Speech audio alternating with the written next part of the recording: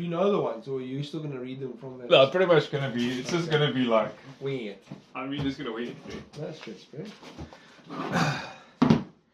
How's it, guys? Welcome to the unofficial workshop, I call it a podcast. But we've got Jon-Jon in here, and he's busy collecting his DSCs to go overseas with. And we've got a few questions for him that are quite interesting, we think. Thanks, Holidas. So the first one is, what was your first cricket bat, Jon-Jon? Look, so I can't quite remember, but it was either a laser, Shark Callis. Oh, yeah, nice. I remember when he used it, or it might have been before that, which was basically the name before that, which was called Impact. For some reason, those two stick out. But I remember that became BNS, if I'm correct, afterwards. Yeah. Callis started his career with a laser. Yes, it was the first 100 in Australia. I want to say the SCG. I could be wrong, but I remember watching that. Yeah, it's so skinny that back then. It does look, well, that's also skinny when you look back at them too. Okay, lekker, man. Jeez, laser. Also all made by BNS. Yes. Both those brands. Yeah. And then to take you back to your first 100 you ever made, can you remember when that was? Yeah. What school you against? Yeah, Were you nervous? Yeah, look, I was a bit of a late bloomer when it came to hundreds. My brother... And then you got like 100. Yeah, no, look, I didn't stop kind of after that at school level. But my brother in his first game of cricket ever at 8 years old got 100. Okay. Yeah, I waited till I was... And then he struggled later. No, he actually didn't. And then he got a double 100. Yes. He struggled to get double 100s afterwards. Yeah. But yeah, so I was 15, my first one. Okay. I was the king of getting 70s, 80s. Alright. Which has basically been my professional career as well. But yeah, it was against, it was actually the first game of the season at under 15 against Woodridge. Okay. In Grahamstown, and it was on probably one of the better batting wickets in Grahamstown, the Murray field. Right. Which is actually, it was a very nice field to play cricket on, yeah. Okay. And remember getting into a nervous 90s? Yeah, look, I was very nervous. Yeah. But I suppose I look back at it and I think I probably thought I was nervous, but probably not. Yeah. Just kind of watch the ball and whack it. And how did you get to it? 6? I can't actually remember. That I don't remember. I can't see it being a single. Probably not, but yeah, you never know. Never single. Yeah. That's awesome. Okay, then just like we've got a few bats in front of us here. Question is, what shape bats do you like? And then if you could describe what kind of a pickup do you quite enjoy with that? Yeah, so I've obviously, I've had it. I was with BNS, then Grey Nichols, and now I'm with DSC. Kind of all completely different. Grey Nichols being a traditional English brand, BNS probably falling kind of similar into that. Yeah. And then DSC, an Indian brand. Traditionally, back in the day, bats they went through that quite sharp, edgy kind of phase. BNS I always used to feel with like kind of to and fro between that and then like, I suppose you call it like the Dhoni shape, which is a rounded shape. Which that's kind of my shape that I prefer at the moment, is a rounded shape. As in like a rounded fullback?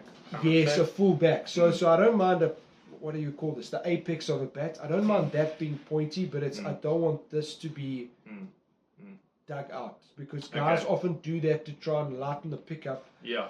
And I feel that unbalances the bat. So I feel like when I watch a lot of players, sometimes when they have bats like that, you watch them, when they ever hit the ball slightly and miss it, the bat twists a lot in their hand, because it's probably not quite the same. That's my feeling. I could be completely wrong.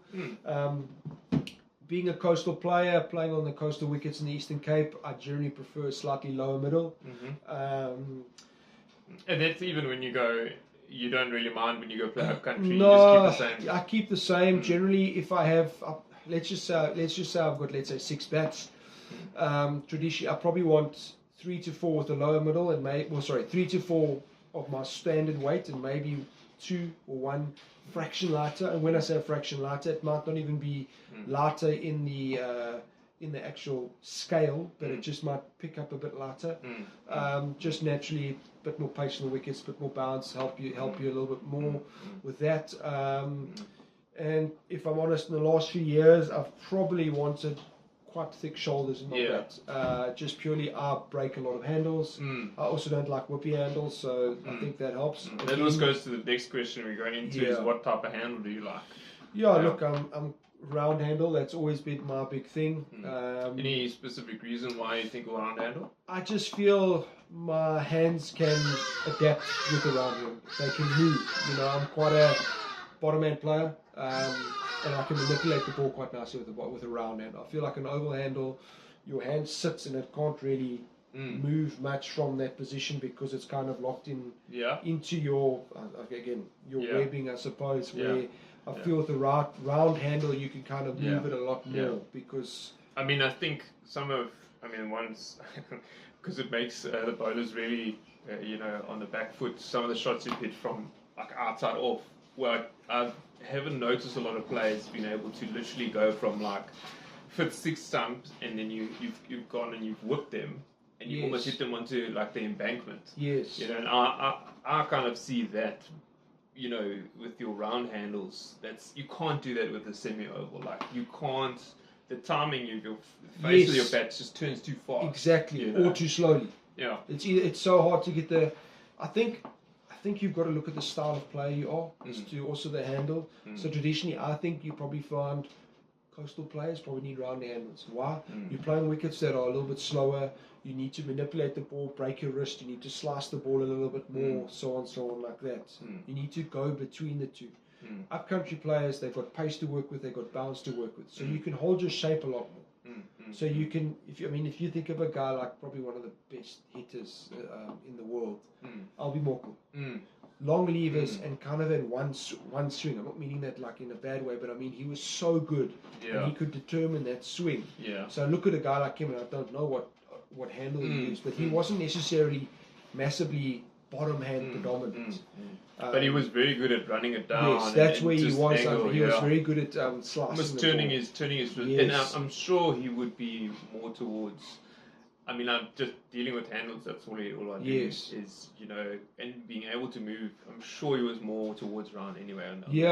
As I said, I think I just feel like for me it gives me a lot of control over the bat face. I know I can feel where the bat face is. I know exactly what it's doing. There's been many times where bowlers have bowled off cutters to me because again naturally right arm seamers, the harder slow ball would be a back of the hand, so predominantly slow balls are going to be off cutters, which turns into me. And even when they've beaten me, I always feel I can get out of it with my bottom hand. So I can whip the ball from anywhere, any length, any pace, because my bottom hand's able to adjust, and I think that's what saves me a lot. Super cool. The last question: best moment of your career so far? Look, it's. I know there's a lot.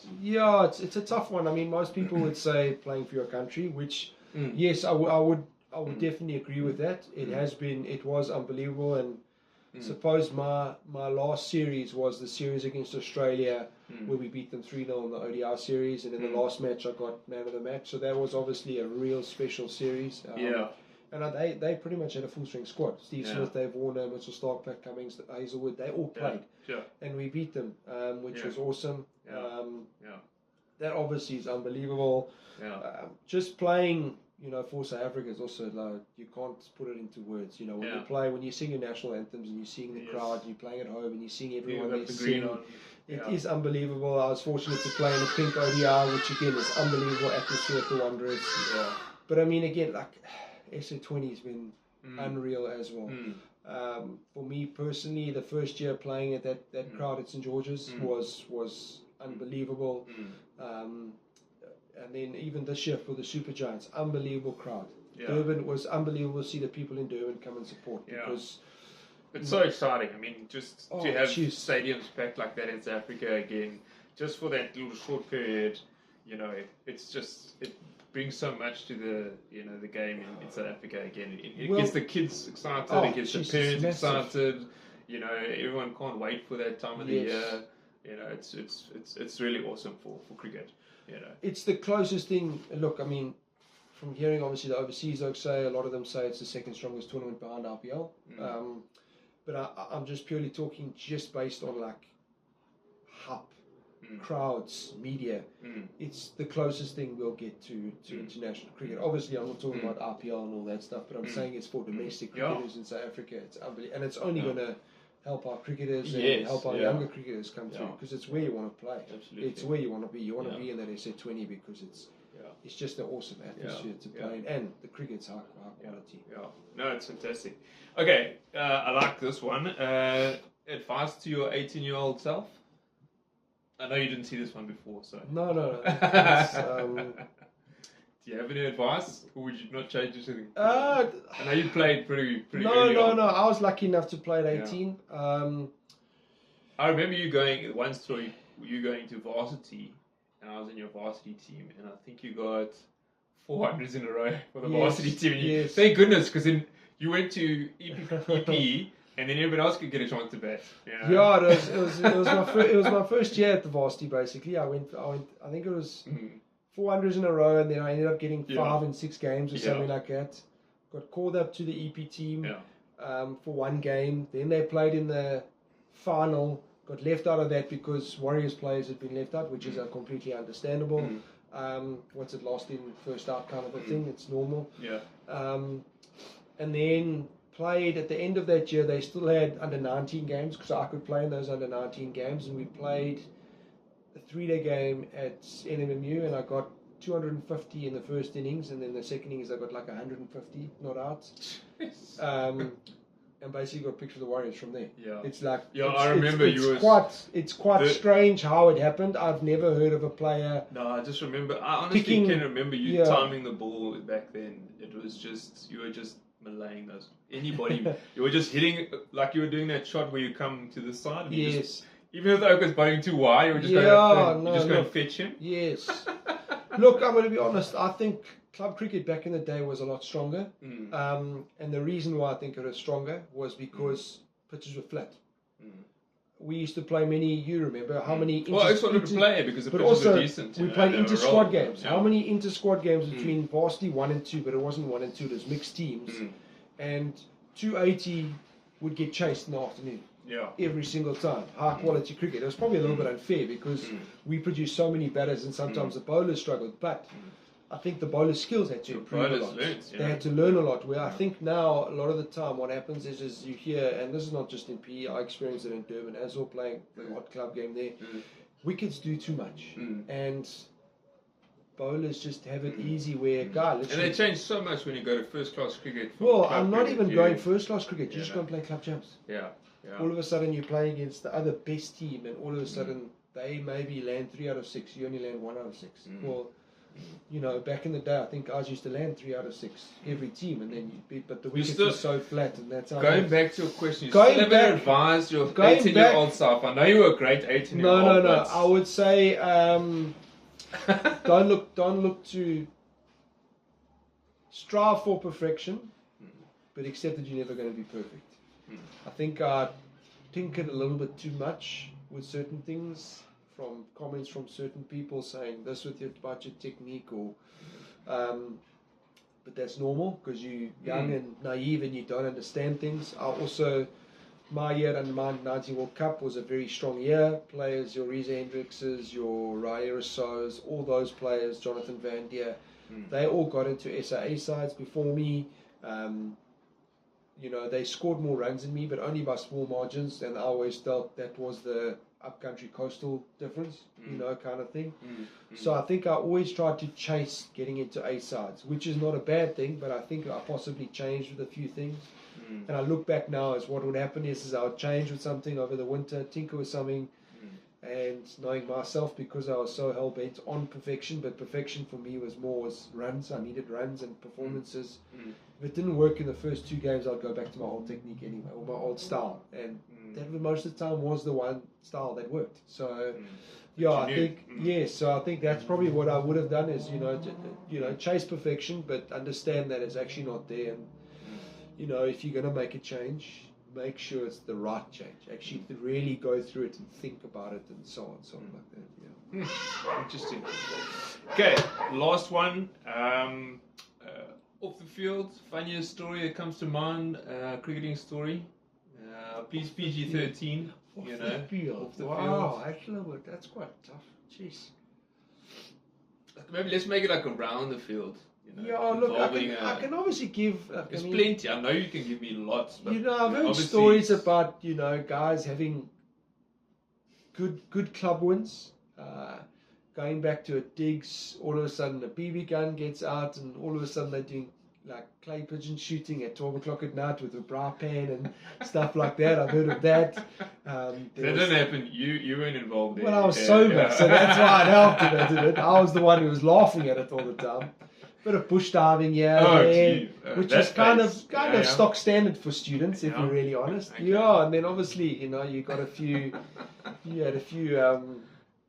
guys who had obviously, they knew how to celebrate some wins well and find themselves. Naughtiest guy you've ever played with? Naughtiest is the wrong word. Naughtiest is the wrong word. Do they have to obviously retire now? No. Is naughty, okay, mischievous. And someone who's always looking to do something. The two I would say probably Andrew Birch and Michael Smith. Yeah. That's probably the two.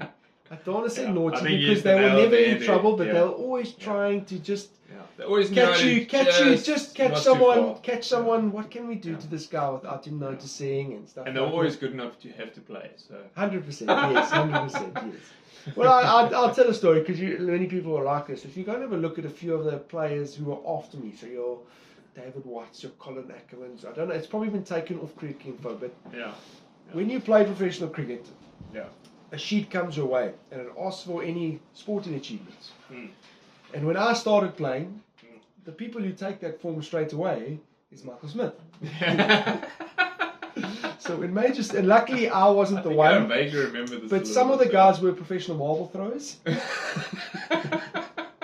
That was their major sporting achievement, professional. And it came up on Cricket Info. It came up on Cricket Info forward thing. David White, professional marble thrower. Again, I don't know if it was David White, but that's basically what happened. He would have been a good one, though. It would have been, yeah. Dave definitely makes sense. Makes sense for Dave, yeah. Colin, you probably would have outsmarted it. Yes. Dave, I think. Yes. Sorry, Dave. Yeah. Jon-Jon, thanks so much for your time and for answering these questions. We hope the guys enjoy it. Thank you. And you enjoyed it as well. Thanks so much. So thanks, Drew. Good luck overseas. Thank you. Score a lot of runs, take a lot of wickets. Thanks, Drew. Yeah. Thanks, Pete. Thanks so much, man. Okay, let's hope the video didn't stop. Thanks, Drew. Okay.